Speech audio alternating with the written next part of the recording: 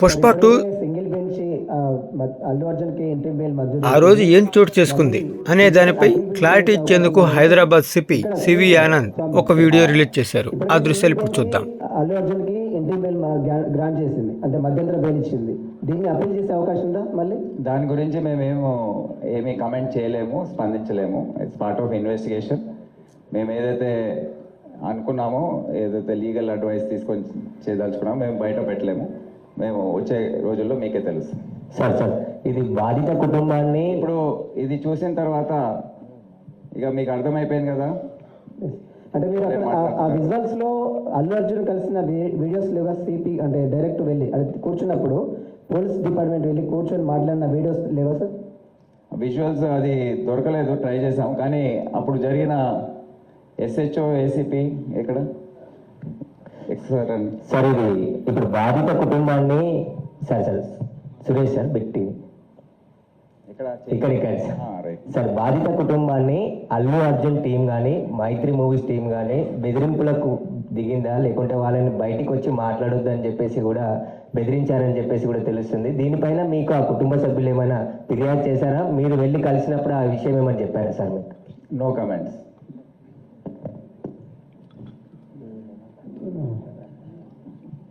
అంటే ఆ రోజు ఎగ్జాక్ట్లీ మీరు ఎస్హెచ్ఓని చూసారు కదా, ఎంత కింద మీద అక్కడ పడుతున్నారు. ఒకసారి అక్కడ వాడు అడిగే ప్రశ్న ఏంటంటే, మనకు విజువల్స్ దాని గురించి దొరికాయా లేవా, ఎగ్జాక్ట్లీ ఆ టైంలో మీరు ఎవరికి వెళ్ళి చెప్పారు, ఏసీపీ ఎవరికి వెళ్ళి చెప్పారు, ఒకసారి వివరించి.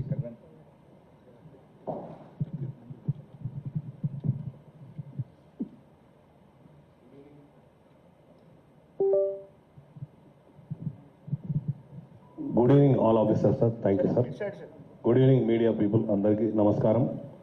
మీరు అడిగిన క్వశ్చన్కు ఆ రోజు మేమందరం అక్కడే ఉన్నాము.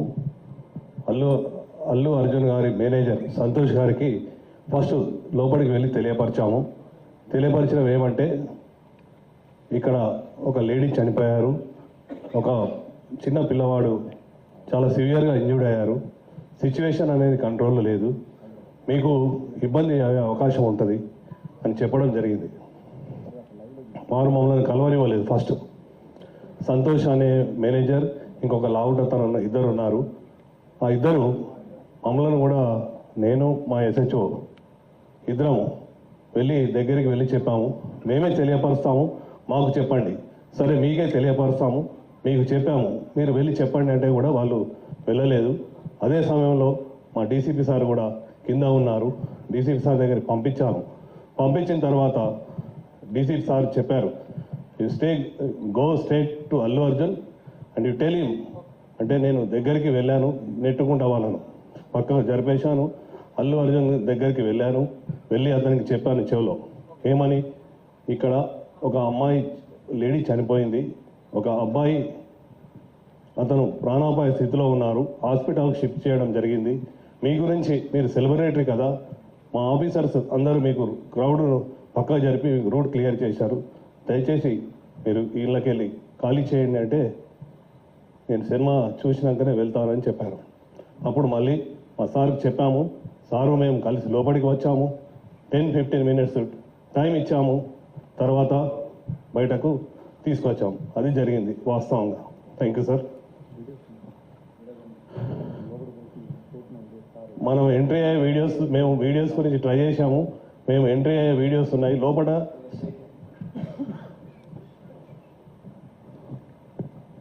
సార్ మేమందరం పైకి వెళ్తాం. ఈ డీసీపీతో సహా ఏసీపీ ఆఫీసర్స్ అందరూ కూడా వెళ్తున్నారు. ఇది లాస్ట్లో అరౌండ్ 12 o'clock. దాని ముందు ఎన్నో ప్రయత్నాలు జరిగాయి. అంతే సార్. సార్ ఒక్క డౌట్ సార్, ఇందులో నాగార్జున సార్ ఈటీవీ ఇక్కడ రైట్, మీ రైట్లో సార్, రైట్ ఇక్కడ రైట్లో సార్. సార్ ఒక చిన్న డౌట్ ఇందులో సార్, మీరు ఎస్హెచ్ఓకి వాళ్ళు సద్య థియేటర్ యాజమాన్యం అల్లు అర్జున్ వస్తున్నారు ప్రీమియర్ షోకి అని చెప్పేసి లెటర్ రాశారు. ఆ లెటర్ వెనుక వెంటనే రిప్లై కూడా రాసిచ్చారు, కుదరదని చెప్పారు. సో ఈ థియేటర్కి అండ్ అల్లు అర్జున్కి మన పోలీసుల మధ్యలో ఎవరు కోఆర్డినేట్ చేశారు? ఈ రిజెక్ట్ చేశారన్న విషయాన్ని అల్లు అర్జున్కి వీళ్ళు చెప్పలేదా, లేకపోతే ఎవరు దీనికి చెప్పకుండా వదిలేశారా అసలు? అది మా పైన ఎట్లా అవుతుందండి? మీరు వాళ్ళని అడగాలి కదా, థియేటర్ వాళ్ళని. మెమరీ వాళ్ళు అప్లై చేశారు, రిజెక్ట్ చేశారు. అక్కడ ఎస్హెచ్ఓ ఉన్నాడు, చెప్పండి. ఇక్కడ రండి. ఇక్కడ రండి.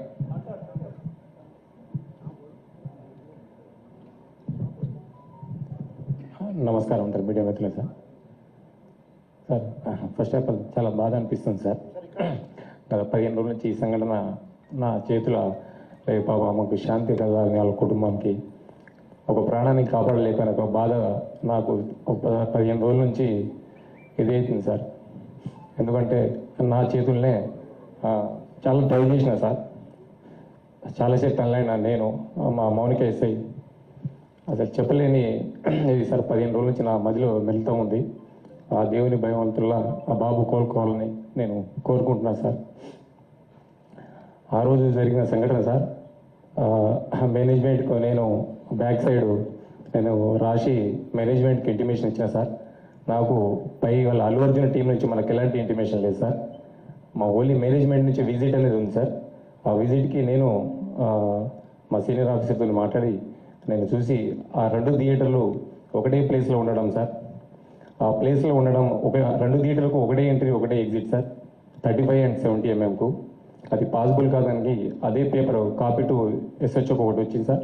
దాని బ్యాక్ సైడ్ నేనే నా స్వయాన రైట్ రాసి మేనేజ్మెంట్కి వెళ్ళినా సార్. వాళ్ళ అల్లు అర్జున్ టీం కాంటాక్ట్ మాకు లేదు సార్. సో మేనేజ్మెంట్ వాళ్ళకి ఇంటిమేషన్ చేయాలి సార్ ఇది. సో ఇంకోటి సార్, బిఫోర్ 2 hours నుంచి నేను స్ట్రగుల్ చేస్తున్నా. మీడియా మిత్రులు అందరూ ఉన్నారు, చాలామంది, ఒక దాదాపు 100 మంది ప్రెస్ వాళ్ళు ఉన్నారు. 2 hours నుంచి మేము, మా SI Mounika lady officer, so ఎంతోగానో ట్రై చేస్తున్నాం క్రౌడ్ ఫుల్ కంట్రోల్ చేయడానికి. సో మేనేజ్మెంట్ మా ఎదురుగానే ఆ గ్రిల్ గిల్స్ ఇరగడము, నేను పడిపోవడం, దేవుని వల్ల అది భగవంతుని ఈ రోజులు ఉన్నామంటే అది ఎవరున్నాం. కానీ ఫస్ట్ ఆఫ్ ఆల్ నేనే పోతాను అనుకున్నా సార్. ఆ సిచ్యుయేషన్ అట్లా అయిపోయింది ఆడ. సో ఏమంటే నేను మేనేజ్మెంట్ నా ముంగటే ఉన్నారు, నాగరాజు, సమ్ అదర్ మేనేజ్మెంట్ ఏ వాళ్ళందరూ ఉన్నారు. సో వాళ్ళు చూస్తూ ఉన్నారు, వాళ్ళ కళ్ళతో చూస్తూ ఉన్నారు. 2 hours కోసం నేను ఇంటిమేషన్ చేసిన. సో మీరు ఇంటిమేషన్ చేయండి, క్రౌడ్ ఇట్లా ఉంది, ఇది పాసిబుల్ కాదని కూడా నేను స్వయాన్ని ఓవరాల్గా కూడా చెప్పిన అక్కడ సంఘటన జరిగేటప్పుడు సార్.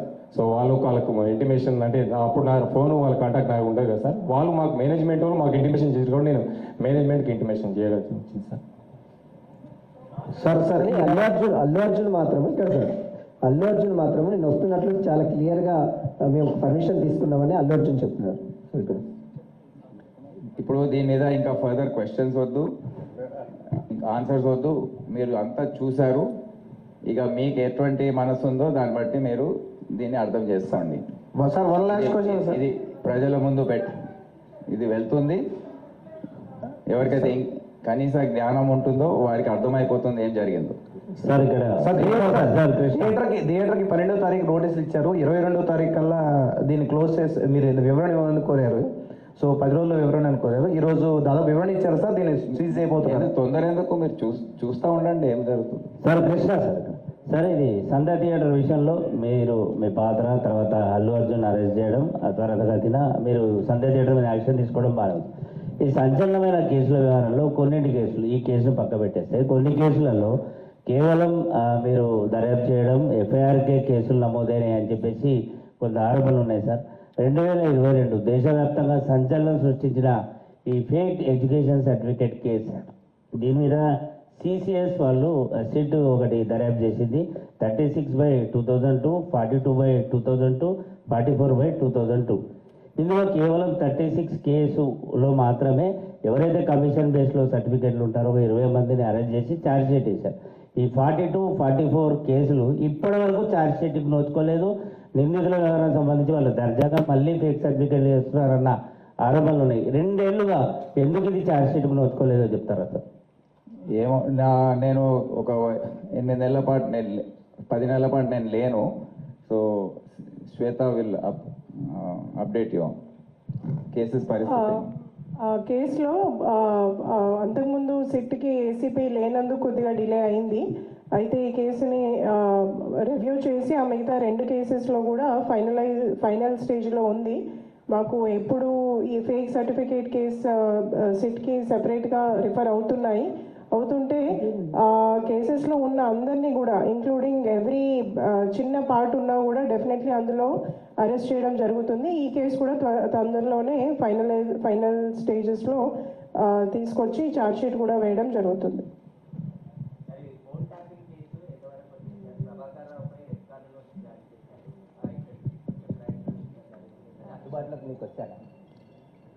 దాంట్లో ప్రయత్నాలు జరుగుతున్నాయి, ఎందుకంటే ఇది చాలా సుదీర్ఘమైన ప్రాసెస్. అది రెడ్ కార్నర్ నోటీస్, దానికి ఎన్నో కండిషన్స్ ఫుల్ఫిల్ కావాలి.